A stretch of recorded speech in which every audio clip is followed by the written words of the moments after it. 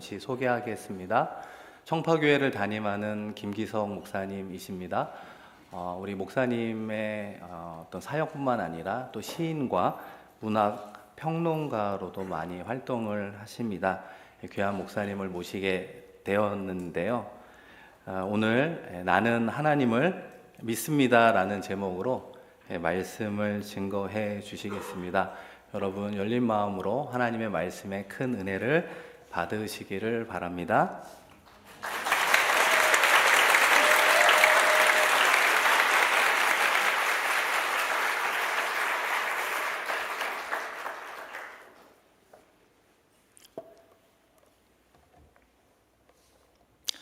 안녕하세요.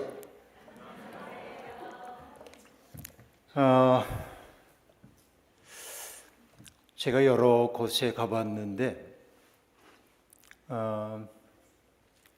이렇게 젊은 나라가 있을까? 그 생각이 제 첫인상입니다. 어느 곳에 가든지 노인들이 많이 보이고 그러는데 아주 젊은 분들이고, 그리고 오늘 찬양 들으면서 참 고맙습니다. 저를 모처럼 장엄의 세계 앞으로 인도해 주셔서 정말 우리가 거룩 앞에 있구나, 그 거룩이라고 하는 것이 기쁨이기도 하지만은 경외심을 느끼게 하는구나 하는 것을 아주 강렬하게 깨우쳐 주신 성가대, 대단히 감사합니다. 저한테 주어져 있는 시간이 많지 않기 때문에 이제 50분까지 얘기를 마쳐야 한다는 이야기를 들었기 때문에 시간을 아껴서 이야기를 좀 해야 하는데, 이번 사흘 동안에 제가 주제로 잡은 것은 나는 하나님을 믿습니다, 나는 예수 그리스도를 믿습니다, 나는 성령을 믿습니다 라고 하는 이 근본적인 이야기입니다. 여러분 눈치채셨는지 모르겠지만은 이것은 바로 우리가 고백하고 있는 사도신경에 등장하고 있는 크레도라고 하는 말이 3번 반복되는데, 크레도인 데움, 나는 하나님을 믿습니다 라고 얘기하는 이 말로부터, 그 다음에는 크레도인 예수 그리스도, 그렇게 말하는데 사실은 크레도란 말이 등장하지 않고 그리고라고 얘기하고 있는데, 어쨌든 나는 예수 그리스도를 믿습니다. 그리고 3번째는 나는 성령을 믿습니다 하고 믿음에 대한 내용이 등장합니다. 그러니까 이 짧은 시간 동안 사도신경 전체에 대한 이야기를 저는 할 수 없고, 듬성듬성 우리가 믿는 하나님이 어떤 분인지, 우리가 믿는 예수님이 어떤 분인지, 우리가 믿는 성령님이 어떤 분인지에 대한 아주 개괄적인 이야기를 해나갈 예정입니다.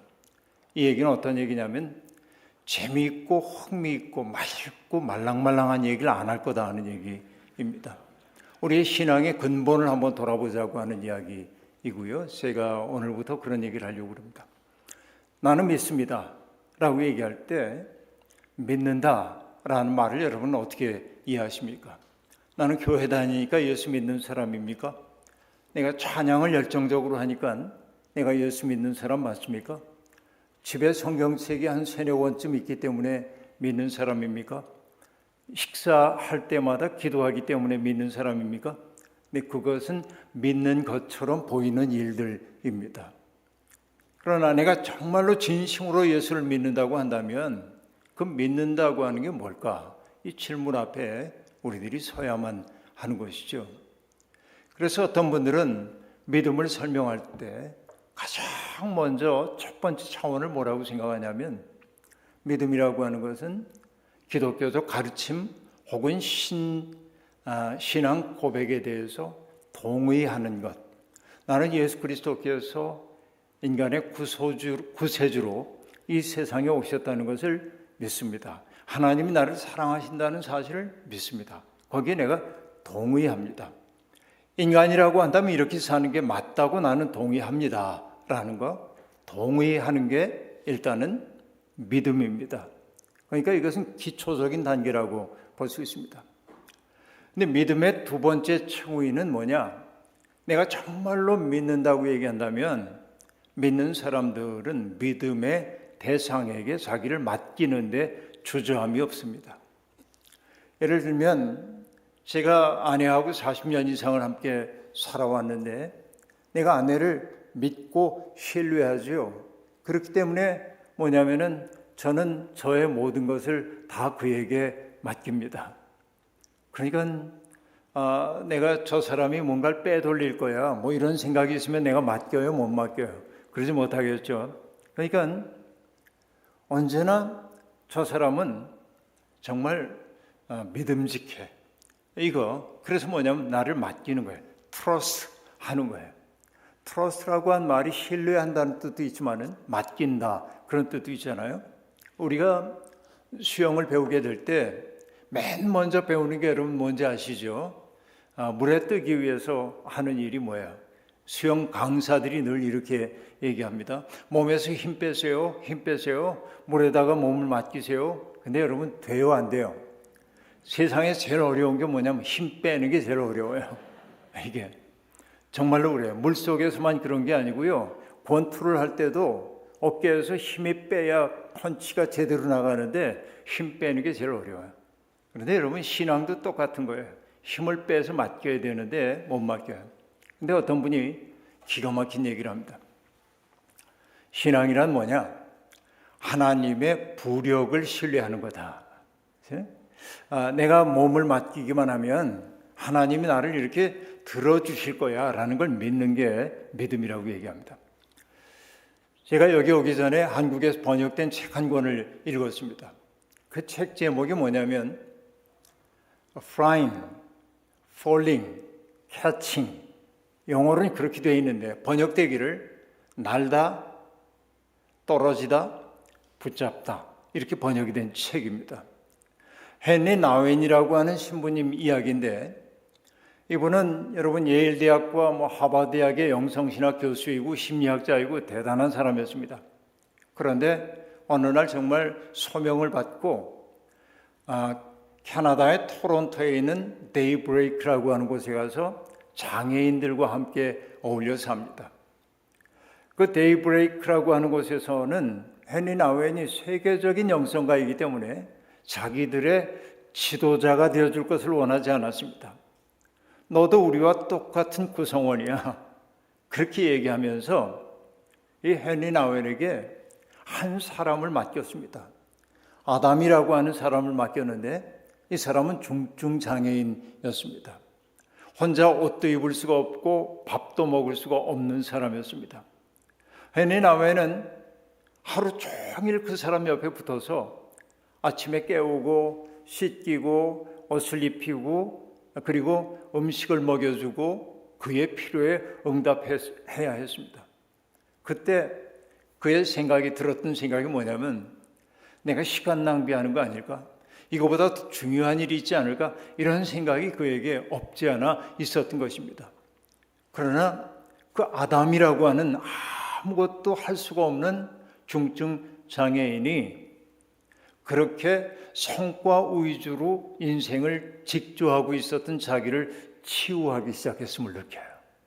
이 아담이라는 사람은 아무것도 하지 않았지만은 자기 속에는 조급증을 고쳐내고 있음을 알게 되는데요. 이게 이제 헨리 나웨의 굉장히 중요한 경험입니다.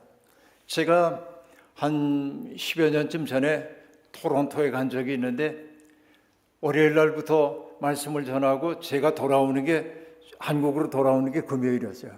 그러니까 딱 목요일 날 하루 시간이 있는데 어딜 가고 싶냐고. 그래서 제가 갔던 곳이 바로 데이브레이크입니다.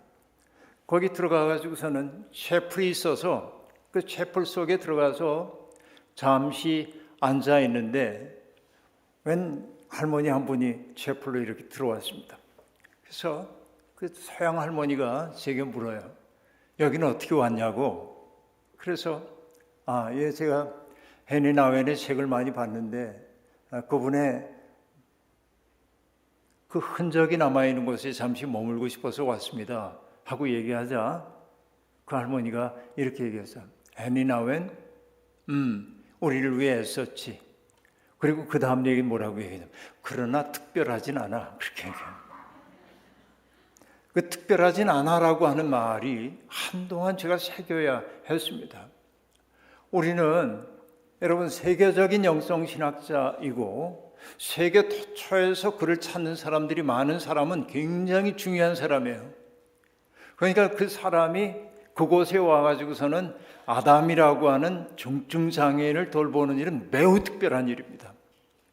그런데 그 할머니가 하셨던 말씀은 뭐냐면 특별하지 않아. 왜? 예수 믿는 사람은 그렇게 사는 거지. 그런 얘기예요. 그게 저한테 굉장히 큰 도전이 됐습니다. 근데 사실 그 얘기하기 위해 지금 얘기한 건 아니고요.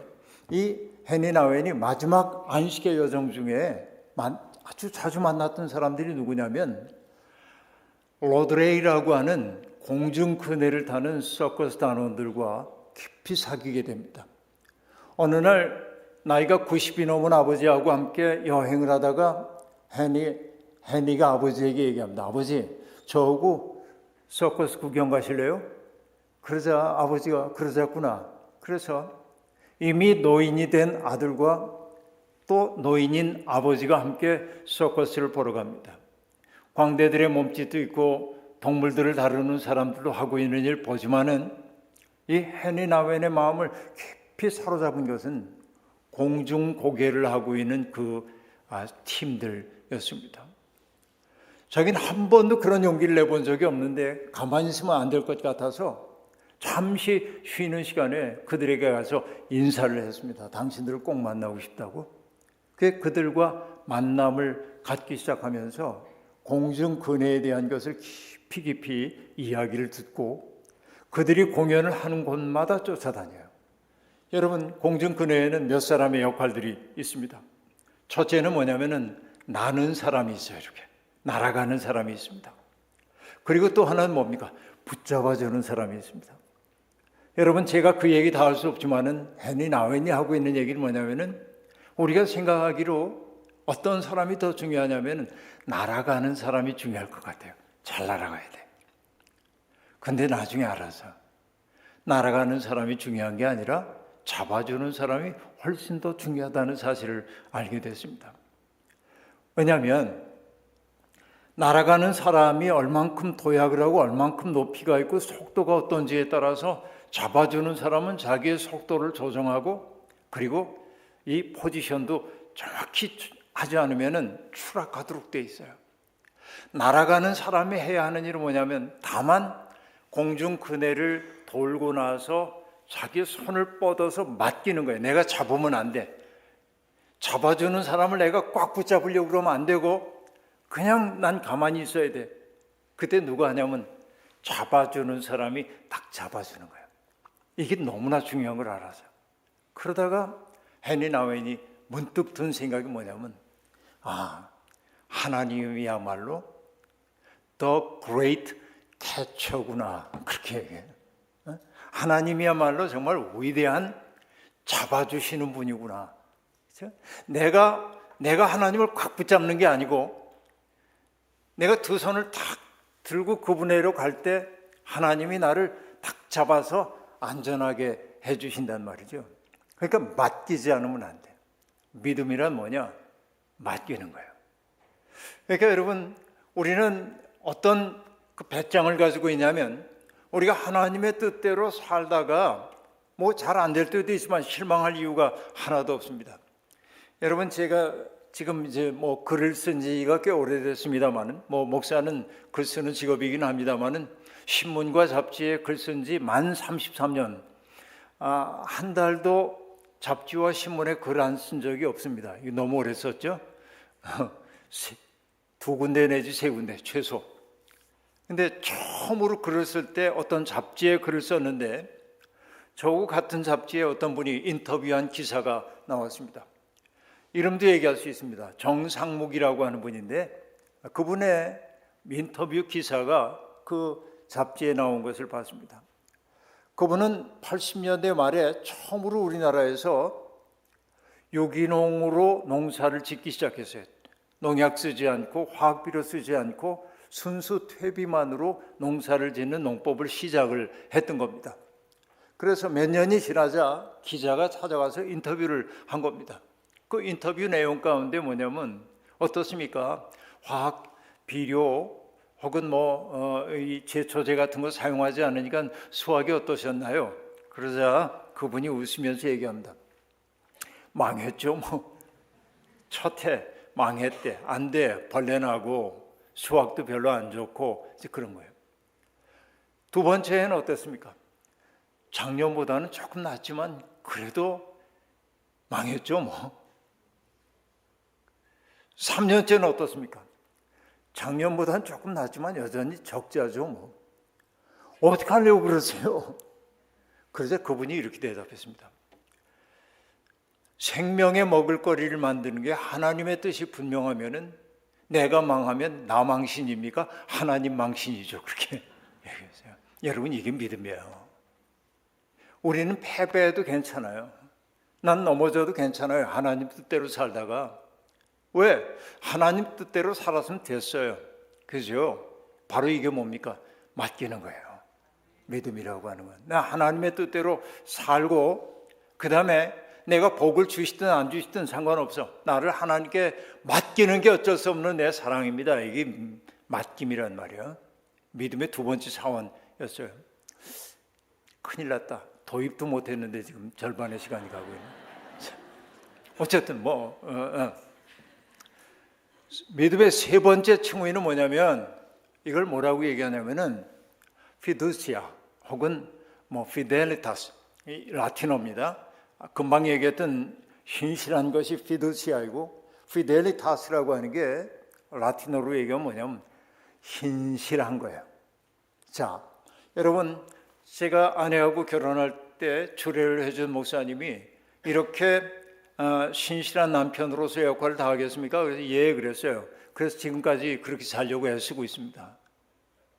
약속을 지켜야 하잖아요. 결혼이라는 것은 이게 신실함입니다.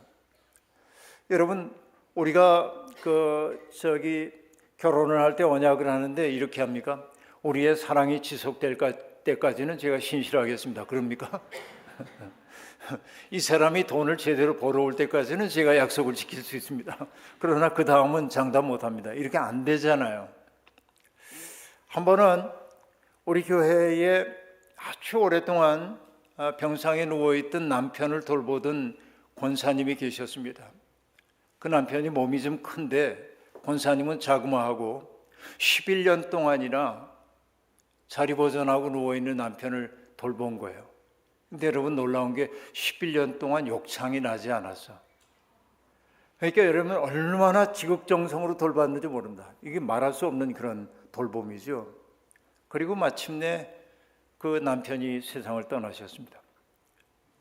장례식을 마치고 돌아올 때 같은 차 안에서 제가 권사님께 이렇게 여쭙습니다. 권사님, 그 긴 시간 동안 어떻게 그렇게 돌보실 수 있어요? 그러자 연로하신 권사님이 소녀처럼 호호하고 웃으시면서 이렇게 얘기합니다. 우리 결혼할 때 제가 철이 없었어요.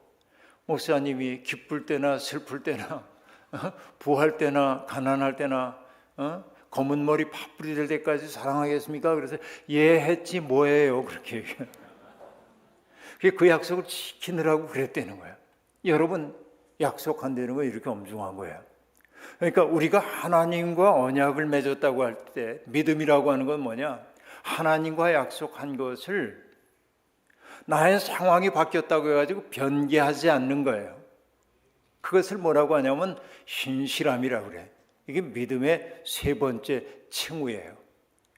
그러니까 여러분, 동의로서의 믿음의 반대말은 뭐냐면은 우리가 동의하지 않는 거죠. 그렇죠? 부동의 이런 것들이에요. 그 다음에 맡기는 것으로서의 믿음의 반대말은 뭐예요? 맡기는 거, 의심하는 거죠. 염려하는 거 이런 것들이에요. 그 다음에 정말 신실함으로서의 믿음에 대한 반대말이라고 하는 것은 뭡니까? 성경은 그걸 뭐라고 얘기하냐면 간음 그래서요. 하나님 아닌 다른 신을 믿는 걸 간음이라고 얘기하죠. 여러분 믿음이 어떤지를 돌아봐요. 자, 그런데 믿음의 네 번째 칭의가 있단 말이에요. Faith as a visio, 라틴어로 visio라고 얘기해요. 짐작이 되죠. 비전입니다. 자, 이 얘기는 뭐냐면 믿음이란 무엇이냐? 내 눈으로 세상을 바라보고 있던 사람이 더 이상 내 눈으로 세상을 바라보지 않고 하나님의 눈으로 세상을 바라보기 시작하는 것을 의미해요. 시각 조정을 의미해요. 내 눈으로 내 마음으로 사람들을 대하던 내가 하나님을 믿는다고 할 때, 예수를 믿는다고 할 때 결국 그 믿음은 뭐냐면은 하나님의 눈으로 세상과 내 이웃을 보기 시작하는 것을 의미해요. 세계관의 변화가 일어나는 거예요. 그럼 믿음의 사람들은 어떠해야 합니까? 예수의 마음으로 다른 사람들을 대해야 하고, 그렇죠? 예수의 눈으로 사람들을 보기 시작해야 돼요. 여러분, 이런 시각 조정이 여러분에게 일어났나요? 바로 이것을 우리 뭐라고 해야 하냐면 믿는다라고 하는 말 속에 담겨 있는 의미예요. 그러니까 여러분, 내가 예수 그리스도를 믿습니다 말로 하는 건 굉장히 쉬워요. 근데 크레도, 자, 라틴어로 크레도라고 하는 것은 동사의 격변화 속에 주어가 들어가기 때문에 크레도라는 그 말 자체가 나는 믿습니다 라고 하는 뜻이에요.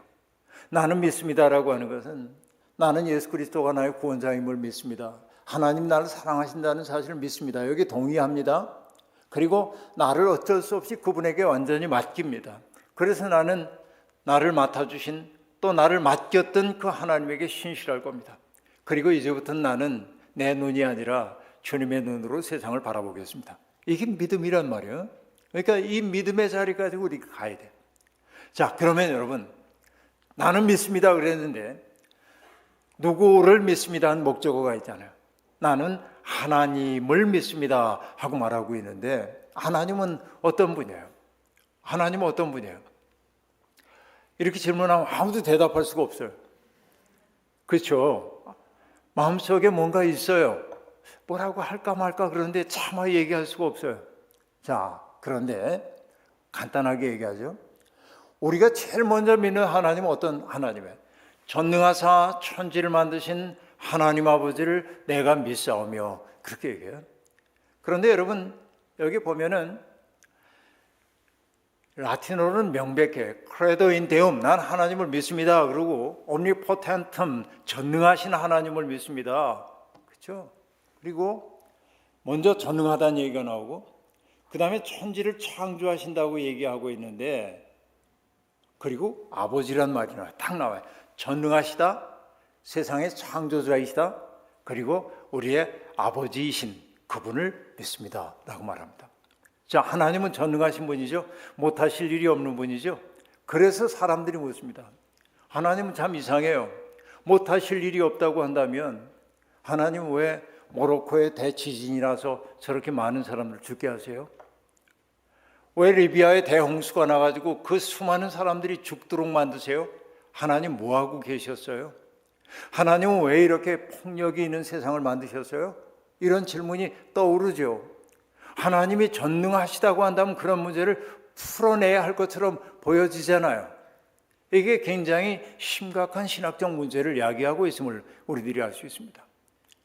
그러나 여러분, 성경이 얘기하고 있는, 사도 신조가 얘기하고 있는 전능하시다고 하는 것은 우리가 흔히 하나님은 능치 못하실 일이 없다 이렇게 얘기하고 있는데, 그러나 그 전능하신 하나님을 믿는다고 하는 고백 속에 담겨있는 뜻을 우리가 알아차리지 않으면 안 된다 하는 얘기입니다.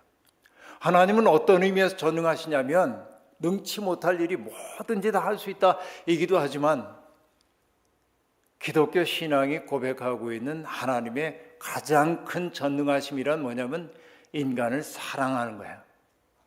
사랑할 수 없는 인간을 사랑하는 거고, 사랑하기 때문에 당신의 독생자 아들까지 보내주시는 게 하나님의 전능하심이에요. 그렇죠? 하나님의 전능하심이라는 게 능치 못할 일 없으시고 라고 얘기하지만 우리는 하나님이 능치 못한 일 없다고 우리는 믿고 있어요. 그러나 하나님은 하나님의 가장 큰 전능함이란 다른 것 아니고 인간을 사랑의 대상으로 택하셨다고 하는 것이고, 그 사랑의 대상인 인간을 구원의 길로 인도하기 위해 당신의 독생자 아들까지 보내주셨다는 사랑이 곧 전능함이란 말이에요. 사랑의 전능성이라고 얘기해요. 자, 이 전능하심에 대한 얘기는 제가 더 많이 전개할 시간이 없고요. 제가 오늘 정말로 하고 싶은 얘기는 뭐냐면 나는 하나님이 우리의 창조자임을 믿습니다 라고 하는 고백 속에 담겨있는 의미입니다. 여러분, 하나님이 창조자라는 사실을 믿으세요? 자, 함부로 대답하면 안 돼요. 왜냐하면 이 말에 책임을 져야 되기 때문에 그래요. 여러분, 성경에 보면 태초에 하나님이 천지를 창조하시니라 이렇게 얘기하고 있습니다. 세상에 가장 위대한 얘기죠, 그 얘기가. 왜냐하면 창조하셨다고 얘기했기 때문에 하나님의 창조 행위가 있기 전엔 뭔가 없잖아요. 아무것도 없음에서 뭔가를 이루어냈기 때문에 이건 정말 위대한 사건입니다. 태초라고 얘기하는데 클태자를 쓰고 초라고 하는 것은 여러분, 여기 싱가포르니까 한자들 잘 하시겠군요. 안 웃는 거 보니까 잘 하시는 거죠. 자신 있으신 것 같아요. 초라고 하는 게 옷의가 있어요. 옷의 변, 그죠? 그리고 가위 도자가 있어요. 이게 초예요. 어떤 얘기냐면 여기 천이 있습니다. 이 천이 있는데 가위를 가지고 이걸 잘라요. 옷감을 자르려고 그래요. 근데 여러분께 질문을 합니다. 가위 가지고 아직 자르지 않은 게 시작된 거예요? 안 된 거예요? 가위를 갖다 대긴 했는데 자르진 않았어. 0.1mm도. 그러면 자른 거예요? 안 자른 거예요? 안 자른 거죠? 근데 아무도 모르게 조금 해서 0.01mm를 잘랐어요. 그럼 자른 거예요? 안 자른 거예요? 잘랐죠? 그러면 초라는 건 어디에 있어요? 초라는 게 시작이라는 건. 자르기 전에는 시작 안 된 거고 이미 조금이라도 잘랐으면 이미 시작된 거고 그 시작은 어디에 있어요? 경계선에 있는 거죠. 교차하는 지점에 있는 거죠. 하나님의 창조라고 하는 것은 이렇게 미묘한 부분 속에 있단 말이죠. 이 창조예요. 그런데 하나님이 창조하실 때 뭐로 창조하셨어요? 뭐로? 말씀으로 창조하셨죠? 이 얘기 여러분, 하나님은 능하시니까 말씀으로 세상 창조하셨다. 굉장히 간단한 말처럼 보입니다. 그러나 이 말 속에 어마어마한 의미가 들어있습니다. 사실 성서가 얘기하고 있는 창조신앙에 마주 서 있는 창조 이야기가 있어요. 그건 뭐냐? 바벨론 신화 속에 등장하고 있는 에누마 엘리시라고 하는 그들의 창세 설화가 있어요. 바벨론 사람들이. 이스라엘 사람들이 바벨론의 포로로 잡혀가 있을 때 그 창조 이야기를 들었단 말이에요. 자, 간단하게만 얘기하겠습니다. 바벨론의 창조 설화는 이러합니다. 신들 사이에 갈등이 생겨가지고 전쟁이 벌어집니다. 신들이 전쟁을 벌여요. 그 힘이 가장 셌던 신인 마르둑이라고 하는 신이 티아마트라고 하는 신과 싸워서 티아마트를 죽입니다. 그리고 마르둑이 하는 일이 뭐냐면은 티아마트의 몸을 가지고 하늘과 땅을 만들어요. 그리고 티아마트를 도와서 전쟁을 치루었던 장군이 있는데, 신적 존재죠. 킹구라고 하는 장군이 있는데 그 킹구를 죽여서 그의 피를 가지고 뭘 만들었냐? 인간을 만들었다. 이렇게 얘기합니다. 자, 이 바벨론의 창조 이야기 속에 담겨있는 굉장히 중요한 게 뭐냐면 뭡니까? 폭력이 그 속에 있어요. 싸움이에요. 갈등이에요. 그리고 뭐냐면 적들을 죽여서 세상을 만들어서, 그러니까 세상은 뭐냐? 힘 있는 자가 지배하도록 되어 있고 갈등이 역사의 기본적 원리라는 거예요. 이게 창조의 얘기입니다. 그런데 성서는 어떤 창조를 얘기합니까? 신들이 싸워요? 아닙니다. 하나님이 뭘 하신 거예요? 말씀으로 창조하셨어요. 그리고 여러분, 창조가 하나님의 뜻대로 이루어진 것을 보고 하나님이 어떻게 하셨다고요? 하나님이 보시기에 좋았더라. 자, 여러분, 폭력으로 만들어진 세상은 좋음이 없는 세상입니다. 그런데 하나님의 말씀으로 만들어진 세상은 하나님의 기쁨이 있는 거예요. 그러니까 성서의 신앙의 핵심은 뭐냐? 세상을 바라보며 하나님이 기뻐하셨다가 창조신앙이 시작해요. 그럼 인간이 하나님의 창조를 믿는다고 하는 것은 뭐냐면 진화론자들하고 싸우라고 창조론이 있는 게 아니고 하나님이 천지를 창조하셨다고 믿는 그 마음속에는 뭐냐면 하나님의 조음에 동참하도록 내가 부름받았음을 의미하는 거예요. 여러분, 하나님의 그 조심에 동참하도록 부름을 받았어. 자, 이 얘기를 하나 해두고요. 그 다음에 이렇게 얘기할 수 있겠습니다. 질문을 합니다. 여러분 정직하게 대답해 주길 바랍니다. 하나님이 저를 만드셨다는 거 믿습니까? 책임적으로 하셔야 돼요. 여러분 아멘이라고 대답을 해 주셨습니다. 고맙습니다. 여러분 마음속에 지금 여러분 그 사람 때문에 기분 나쁜 사람 하나 떠올려 보세요. 떠올리셨습니까? 예, 누구라고는 얘기하지 마시고요. 그분에 대해서도 묻겠습니다. 그분도 하나님이 내셨음을 믿습니까?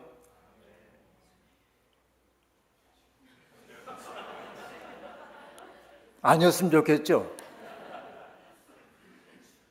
여러분, 하나님이 천지를 창조하셨다는 말, 하나님이 나를 창조하셨다는 고백 속에 담겨 있는 것은 뭐냐면 나의 있음이 하나님으로부터 말미암은 것처럼 내 옆에 있는 사람도 하나님으로 말미암아 존재하고 있음을 알아차리는 것을 의미해요. 그러면 여러분, 내가 정말로 그렇게 믿는다면 그 사람 속에도 하나님의 숨결이 있다는 사실을 안다고 한다면 내가 그 사람을 함부로 대해도 됩니까? 무시해도 됩니까? 혐오해도 됩니까? 죽여도 됩니까? 아니죠. 내 마음에는 들지 않지만 그 사람이 세상에 존재하고 있는 까닭은 뭐예요? 하나님으로 말미암아 존재하고 있단 말이에요. 하나님을 창조주로 믿는다는 말 속에 담겨 있는 것은 세상에 존재하는 어떤 것도 우연히 존재하는 게 아니고 하나님으로부터 비롯되었기 때문에 나는 조심스러운 마음으로 그를 대하고 존중하는 마음으로 대하겠습니다 라는 뜻이 담겨 있는 게 하나님을 창조주로 믿는다는 말 속에 담겨 있는 의미란 말이에요. 여러분, 세상에 존재하는 것들 여러분들은 다 아무렇지도 않게 우리들이 누리고 살고 있습니다만은, 자, 이 얘기 저는 기가 막힌 얘기라고 생각하는데요. 미국이 1979년에 보이저 1, 2호라고 하는 우주선을 우주공간으로 쏘아 올렸습니다. 뭐 때문에 그랬냐면 태양계에 속해 있는 그 행성들을 연구하고 태양계 저 바깥까지 지평을 넓혀보고 싶어가지고선 보이저 1, 2호를 쏘아 올린 거예요. 그리고 여러분 그 보이저가 보내오는 자료들을 이렇게 검토를 해보니까 사람들이 많은 걸 알게 됐어요. 예를 들면 뭐냐면 수, 금, 지화, 목, 토, 천, 해, 명. 지금 명왕성은 행성의 지위를 잃어버리고 말았지만은 여러분 옛날에 사람들이 뭐라고 생각했냐면 금성은 지구보다 조금 따뜻할 거야. 플로리다 해변보다 조금 뜨거운 정도일 거야. 그렇게 생각을 했어요. 그러니까 여차하면 금성으로 이주할 수 있을 거야. 그렇게 생각했는데 여러분 칼 세이건이라고 하는 천문학자가 아직 관측 결과가 나오기 전에 수학적 계산으로 이 금성의 표면 온도는 260도 이상일 거다. 그렇게 얘기했습니다. 그래서 사람들이 다 무슨 헛소리를 하는 거냐 그랬는데 실제로 연구해보고 관측해보니까 그게 맞아요. 그러니까 여러분 금성으로 가서 살 생각 마세요. 그건 불가능한 얘기입니다. 살 수가 없어요. 화성도 조사를 했어요. 지구 가장 가까운 별인 화성도 조사를 했어요. 사람 살 수 없어요. 거기 생명의 흔적도 안 나타나요. 목성까지 갔습니다. 목성은 크죠. 목성에 위성들이 있는데 거기에 생명체가 있을 가능성이 있어서 연구를 하는 거예요. 그런데 여러분 분명히 얘기할 수 있는 거 있습니다. 아직까지 인간의 과학기술로 이 우주 공간 속에서 생명의 흔적을 찾은 적이 없어요. 여러분, 지구가 속해 있는 이 태양계가 어느 정도냐면, 우린 은하수 속에 있잖아요. 태양계가. 이 은하수의 팔 끝에 조금 붙어 있는 게 태양입니다. 우리가 속해 있는 이 은하수 속에 태양계와 같은 태양이 빛을 내는 별이 몇 개쯤 된다고 얘기하냐면 1000억 개 내지 2000억 개가 된다고 보고 있습니다. 우리 은하수만 그래요. 그런데 이 우주 공간 속에는 그런 은하수가 몇 개가 되냐? 2000억 개 정도의 은하수가 있는 것을 보여요. 그 이상으로 보기도 합니다. 다시 얘기하면 어떤 분이 이렇게 계산을 했더군요. 이 우주 가운데 별이 얼만큼 많으냐면 지구상에 있는 사막과 또 바닷가와 어디에 있는 모든 모래알갱이 개수의 10배 이상의 별이 있대요. 근데 여러분, 인간의 온갖 과학기술로도 세상 어느 곳에서도 아직은 생명의 흔적을 발견한 적이 없습니다. 보이저 호가 날아가다가 미국에 있는 나사의 우주국 사람들이 결단을 합니다. 어떤 결단을 했냐면 목성에서 토성을 향해 가는 그 길목에 있었는데 결정하기를 카메라의 방향을 돌려서 지구를 찍어보자는 거예요. 지구를. 많은 반대가 있었어요.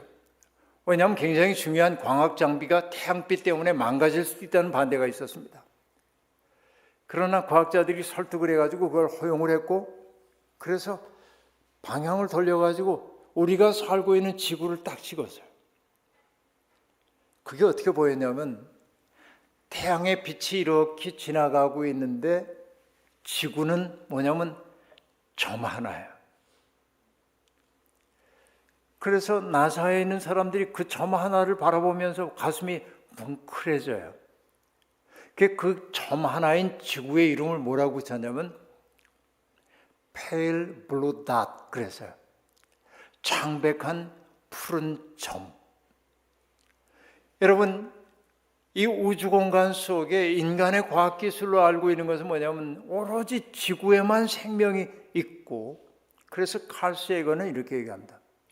저 창백한 이 푸른 점 속에서 영웅도 등장하고 비겁한 사람도 등장하고 상인도 등장하고 농사꾼도 등장하고 내 어머니도 등장하고 아버지도 등장하고 그랬어요. 근데 저 별이 너무나 연약해 보이는 거예요. 이 우주 공간 속에서. 그리고 생각나는 겁니다. 이렇게 연약한데 깨지기 쉬운 별인데 여기서 내가 오르니 싸우고 다투고 지지고 볶고 이게 인간의 삶이잖아요. 여러분, 제가 이 우주에 대한 책들을 보면서 그 책에 막 신비에 사로잡혀 있을 때 가만히 흘러가는 물을 바라보고 있으면 너무 신기한 거예요. 흐르는 물이 있다는 게 너무 신기하고요. 봄이 되어서 대지에서 새싹이 돋아 나오는 것도 신기하고요. 내 옆에 그가 있다는 것도 신기하고요. 바로 이 세계가 뭐냐면 하나님의 좋음의 세계에 눈뜨는 세계예요. 그래서 여러분, 제가 종종 인용하는 시입니다마는 시인 구상 선생님이 이런 말씀의 실상이라는 시에서 이렇게 노래합니다. 내 눈에 끼었던 무명의 백태가 벗겨지는 순간 만유일체가 말씀임을 깨닫습니다. 노상 무심하게 보아오던 손가락이 10개인 것도 놀랍고 올 밑에 노란 개나리꽃이 핀 것도 부활의 시범을 보듯 사뭇 황홀합니다. 그렇게 말합니다. 여러분, 내 눈에 뭔가가 비닐 같은 게 씌워져 있었는데, 무명의 비닐이 씌워져 있었는데 이걸 떨쳐내고 보니까 세상에 신비 아닌 게 없는 거예요. 하나님의 숨결이 깃들지 않은 게 없는 거예요. 이렇게 보면 여러분, 정말 우리는 신비의 세계 속에 초대를 받았어요. 내가 식물도 아니고 동물도 아니고 이렇게 하나님을 생각할 수 있는 존재로 부름받았다는 게 얼마나 놀라운 일인지 아십니까? 나의 있음 그 자체가 우주적 기적이에요. 지금 이 지금 이 지구상에 80억 명의 사람들이 살고 있지만은 나라고 하는 존재는 대체 불가능해. 세상 누구하고도 바꿀 수 없는 생명이에요. 내가 이 세상에 있는 까닭은 뭔지 아십니까, 여러분? 하나님이 나를 통하지 않고는 할 수 없는 일이 있기 때문에 나를 이 세상에 두신 거예요. 그러니까 세상 사람들이 나를 보고 잘났다고 하든 못났다고 하든 그것 때문에 주눅들 이유도 없고 내가 이 세상에 있다고 하는 그 사실 자체가 무한한 기적이에요. 하나님을 창조주로 믿는다고 하는 건 뭐냐? 바로 내가 있음이 기적이고 하나님이 나를 통해서 뭔가를 하시고자 하는 꿈이 있다는 사실을 받아들이는 것이고 내가 소중한 것처럼 너도 소중하다고 하는 것을 알아차리는 능력이 있단 말이죠. 인간을 가리켜서 하나님의 형상대로 지음받았다고 성경이 그렇게 얘기하고 있는데 여러분, 하나님의 형상은 뭘 해야 합니까? 결국 인간이 하나님의 형상이라면 그 말 속에 담겨있는 의미는 뭐겠어요? 내가 하나님의 형상이라고 한다면 사람들이 나를 보고 하나님의 현존을 느낄 수 있어야 돼요. 내가 하나님 계신지 안 계신지 잘 모르겠는데 내가 그분을 보니까 하나님 계신 거 내가 알겠어. 하나님 계시다고 인정할 수밖에 없어.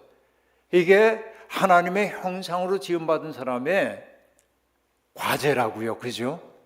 이게 우리가 하나님의 창조를 믿는다는 그 말이 진화론이 옳으네 창조론이 옳으네 싸우라고 있는 것이 아니고 우리의 삶이 얼마나 기적인지를 알아차리고 내 삶이 무한히 값지다고 하는 사실을 알아차리고 내 삶을 통해 하나님이 드러나도록 사는 삶임을 여러분 명심하시길 바랍니다.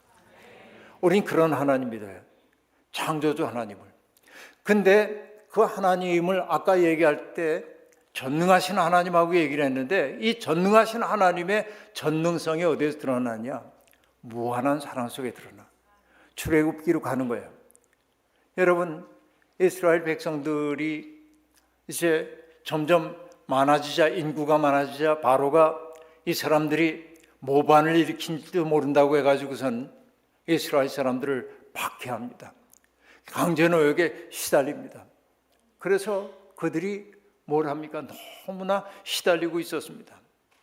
그러자 하나님이 뭘 하죠? 모세를 부르셨어요. 모세를 부르시고 여러분 잘 아시는 얘기이죠. 떨기나무 속에서 모세를 부르십니다. 그리고 하나님이 모세에게 당신을 이렇게 소개합니다. 나는 내 조상의 하나님, 아브라함의 하나님, 이삭의 하나님, 야곱의 하나님이야 하고 얘기합니다. 이 얘기가 정말 중요하지만 넘어가고 칠판이 있으면 그리면서 설명해드리고 싶지만 이건 그런데 여러분 하나님이 당신을 또 뭐라고 소개하냐면 이렇게 얘기합니다. 나는 내 백성들이 고통에 시달리면서 신음하는 소리를 들었어. 그들이 고통받는 것을 보았어. 그들이 얼마나 어려움을 겪고 있는지를 알았어 하고 얘기합니다. 자, 여러분 고대 세계의 신들의 관심사는 밑바닥에 있는 사람들이 아닙니다. 고대 세계 모든 제국에서 제국이 숭상하고 있는 신들은 아래 것들에게는 관심이 없습니다. 항상 그 신들은 누구 편을 드냐면 저 위쪽에 있는 사람들 편만 듭니다. 그런데 하나님이 당신의 모습을 모세에게 딱 드러내면서 뭐라고 얘기하냐면 저 위에 사람들이 아니라 누구에게? 저 밑바닥에 있는 사람들의 신음소리를 내가 들었고 그들의 고통받는 모습을 보았고 그들이 얼마나 어려운지를 내가 알았다는 거예요. 그래서 그 다음에 뭐라고 얘기하십니까?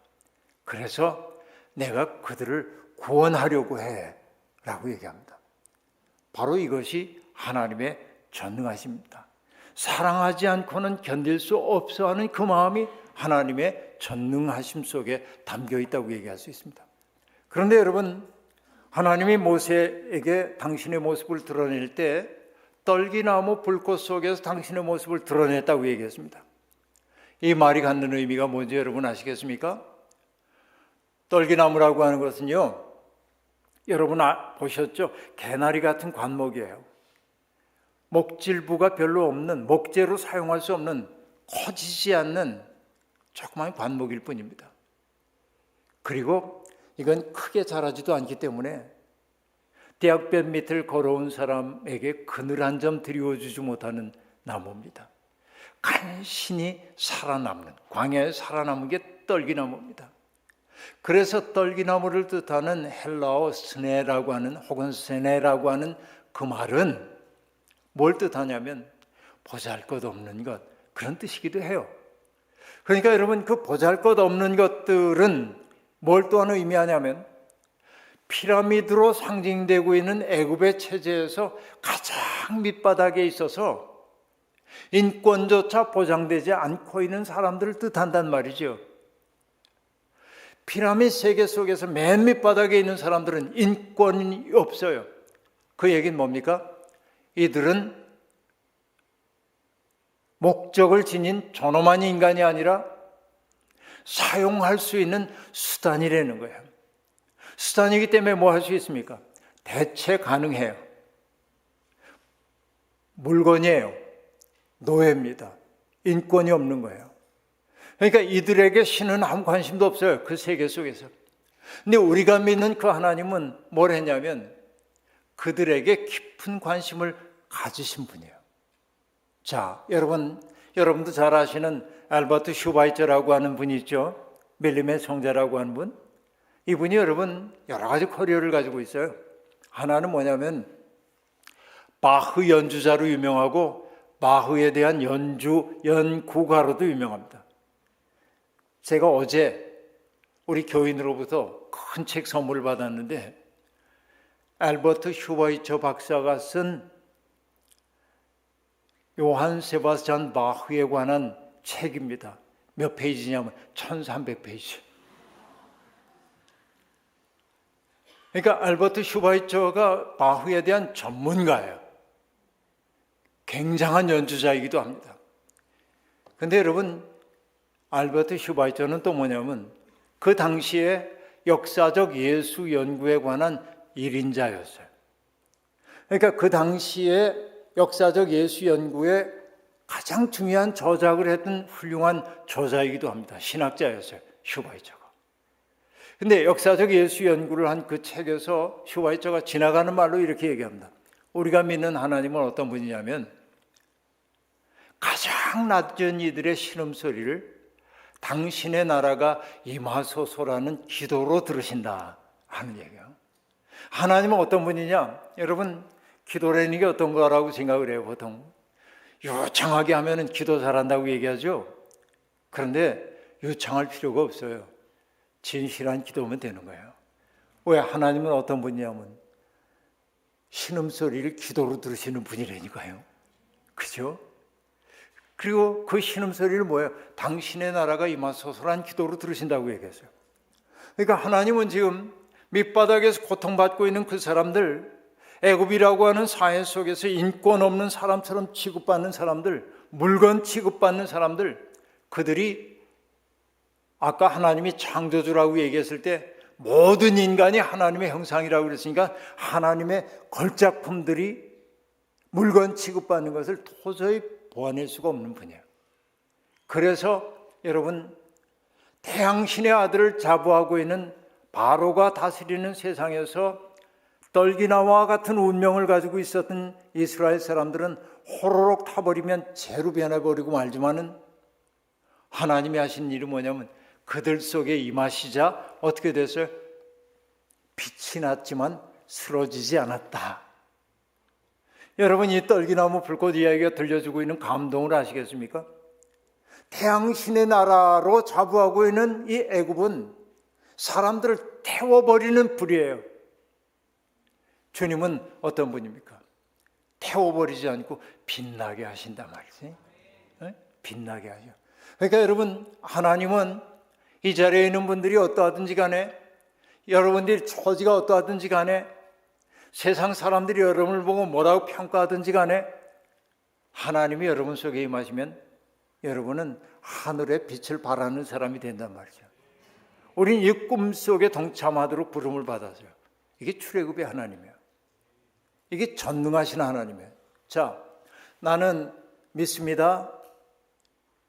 전능하신 하나님, 창조주 하나님. 이제 마지막 얘기가 남았어요. 3분 동안에 얘기할 거예요. 아버지 하나님이죠. 여러분 우리 알잖아요. 탕자 이야기 알죠? 탕자 이야기.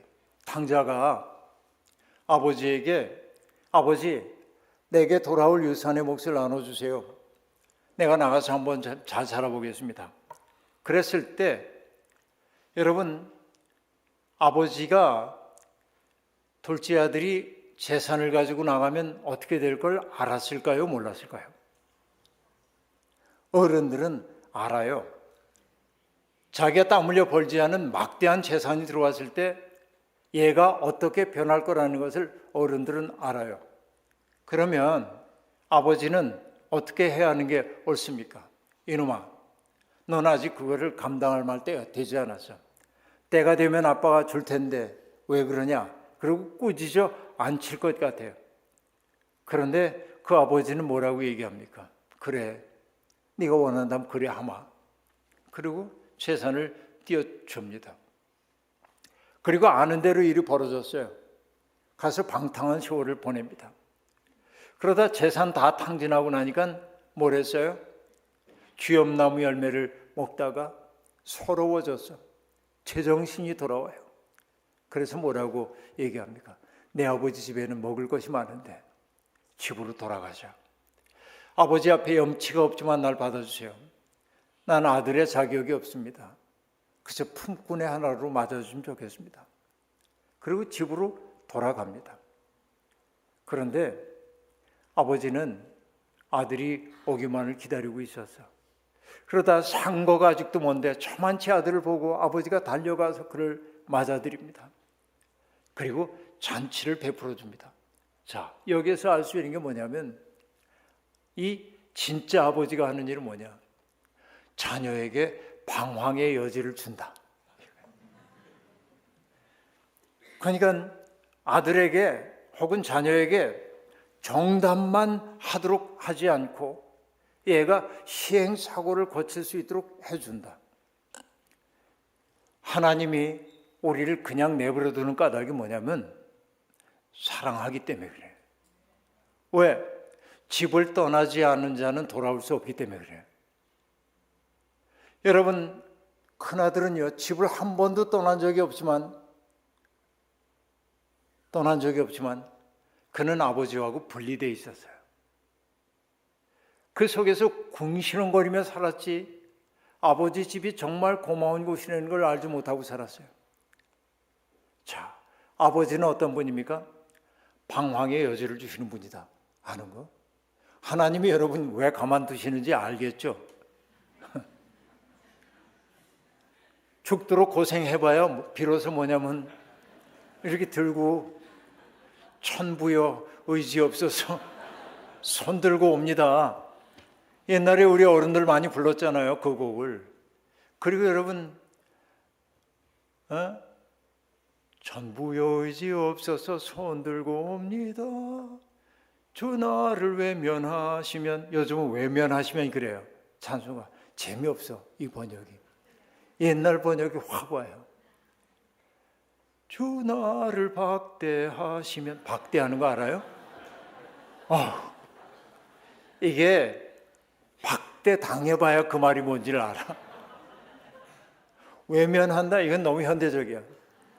근데 우리 서러웠던 세월 살았던 사람, 주마저 나를 박대하시면 나 어디 가릴까 말이지.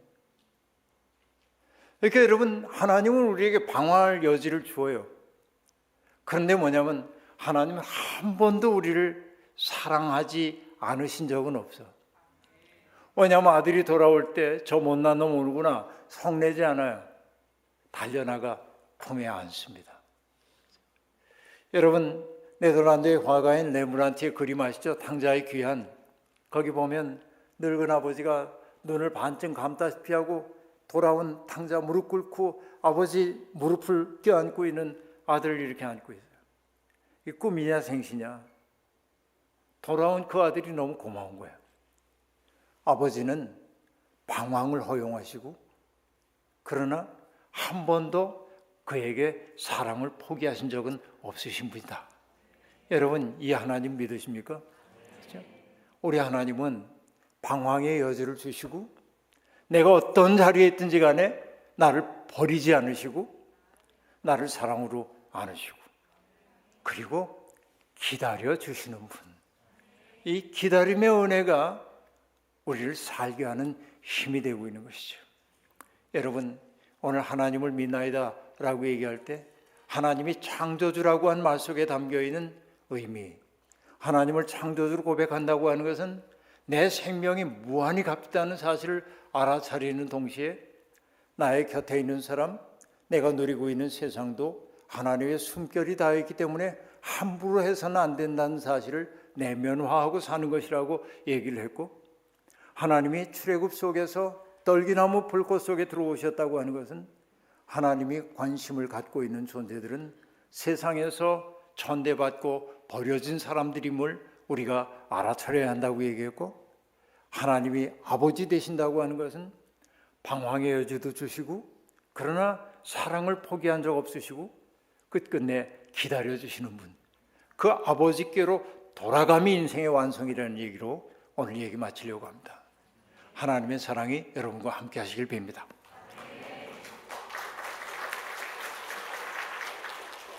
자비로우신 하나님, 부족한 종을 보내셔서 하나님의 말씀 전하게 하셨으니 감사합니다. 오늘 주신 말씀을 가슴에 새기고 내 인생이 무한히 값지다는 사실을 받아들이고 나뿐만 아니라 더불어 살고 있는 모든 사람들이 하나님의 걸작품임을 인정하며 살게 도와주옵소서. 높은 곳에만 마음 두고 살지 말게 도와주시고 주님의 눈으로 이웃과 사람들을 바라보고 살게 도와주시고 우리가 주님의 손과 발 되어 고통받는 사람들을 돌보며 사는 우리가 되게 하옵소서. 예수님의 이름으로 기도하옵나이다.